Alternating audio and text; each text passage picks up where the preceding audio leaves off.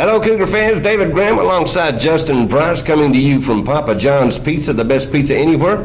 Coach, last Friday night, man, it was a tussle getting out of Gibbs with a win. Yeah, it was. Well, it's kind of one of those environments that you kind of look at before the season starts and you realize you've never been there before. And I've heard the environment there is kind of tough to play in. And we got to experience it firsthand. It was their homecoming. They had a good crowd, and their players played with a lot of emotion and a lot of heart. And that was something Coach Connolly, those guys down at Gibbs, they did a good job of getting those kids playing hard, smart football. You said something to your team after the game.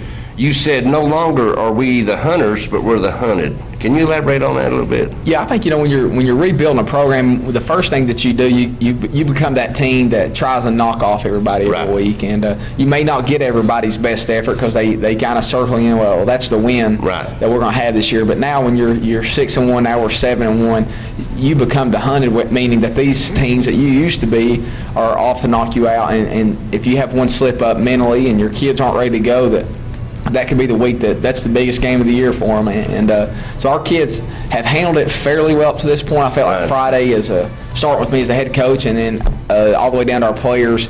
We just weren't as focused as probably as we needed to be, but we did enough where we got to win. Right. And you like you said, you went in there counting maybe this is going to be a win. They're going to roll over and play dead for you and all this stuff. Yeah, and we try to take them one at a time, and as a coach, I feel like we never can show up and beat anybody, and no matter how good we are, and no matter whatever our team's record is, we got to make sure we're ready to go.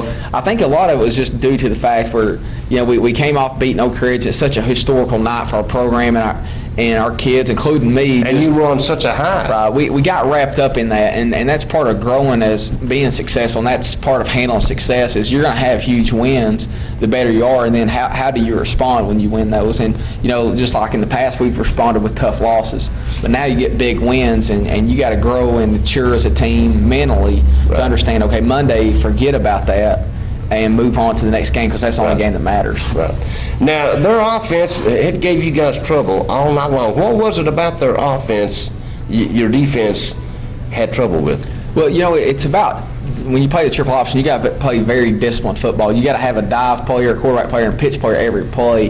And if one guy is upfield just a little bit too much, you get them 3 or 4 yards. And the main thing was our guys were getting where they were supposed to be Friday. It was just we weren't playing with that same effort, maybe not squeezing the down block as tight as we should. So, and 6 inches is a huge difference in that option football. And what was happening was they were just, they were literally getting 3 to 5 yards per carry. And, over time, they were getting first downs. They were completing fourth downs. And those guys did a good job of staying on the field and keeping our offense off the field. Now, all throughout the game, big play after big play. And, in this game, Ethan, he took care of your offense real well, didn't he? Yeah, he did. I think we had, I'm a big stat guy, and looking at numbers. We only had 36 plays on offense Friday, which is usually we have 60 to 70. So, they did a good job of keeping us off the field, but we were very efficient when we had the ball. Right. We didn't run the ball much the way their defense, our offensive run schemes aren't fit maybe for their type of style. So we knew we had to throw the ball, and Jeffers was very efficient. I think he's over about 70% again. Right. Our receivers caught well. I thought Corey Phillips had an exceptional game, making them pay for certain things. And Ethan also made some plays scrambling the football, which we've not seen a lot this year. Coming out of the locker room second half, did you guys feel like, you went up 35-21? Do you feel like you was maybe going to pull away at that point? Yeah, I thought there was we needed one more score to do that, but it was Gibbs. My hats off to them. They just kept fighting and making plays needed. I think we were up 35-21 at one point, and they completed three fourth downs on their scoring drive to make it 35-28. So, those guys were making plays, and we didn't make enough plays. Our kids played well, but it wasn't our best effort. But like I said, I was just proud of them that they found a way to win, and that's the sign of a good team. Is maybe you may have an off night, but you're finding ways to win. Right. Of course, now after the game, you call this the prettiest win you've ever seen. Yeah, we don't. The term football or any sports usually having ugly wins, and for us, we're just not into ugly wins. We're going to take a win any way we can get. Now, we may not be satisfied with the way we played, but we're going to be excited and over any win, whether we win by 1 point or 50 or it doesn't matter who we beat. We're going to treat them all the same because where our program has been and the previous 37 years of football here. Right. They would take a win anytime. And it's important that we don't get satisfied or think that we've arrived yet. We just got to keep our focus on what we can do to get better, and that along that goes back to the mindset of understanding how to win, and when you do win, how you handle that. And you said something, 37 years, maybe 3 years ago, your team may have lost this game, a game that they should have won. Yeah, and that's one thing that me and Coach Turner were talking about today was just the learning how to finish games. And that's kind of, he wasn't here the first 2 years, but when he got here, that was the biggest thing I was telling him, and I told a lot of people was, if our kids learn to finish games, we're gonna win some games around here. And that's you look at the way we did against Gibbs. I felt like when we needed plays, we got them, and when we needed them to punt, we got a 3 and out. And that's something that says a lot about our teams is, they may not be at their best effort all the time, but when it's needed, they're gonna give it to us. Right.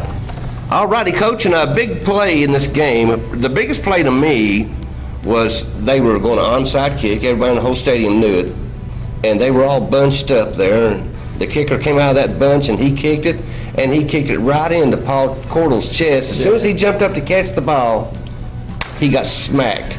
Oh, yeah. And that, our offense, as much as we've been moving the football and scoring points like we have, our special team's going to come into play because, a lot of teams are going to try to keep the ball out of Jeffers and our offensive hands. So, the onside kick's something we've been talking to our kids a lot about. And, Paul, he's such a mentally tough kid that he's not really scared of anything. So he understands that the sacrifice it takes to be a good football player. And he was willing to sacrifice his body to make that catch, and he did a great job. Did. Yeah, I'm glad he was there. Oh, yeah. Of course, now, Coach, turning our attention to this week. Of course, we're off tonight. We won't be playing now. Have you prepared maybe a little bit for your upcoming opponent next week in Karns? Yeah, Monday and Tuesday's practices were geared towards, make sure we got a good workout in and kind of correcting the basics. Yeah, correcting some things that we did against Gibbs and just look at the basics.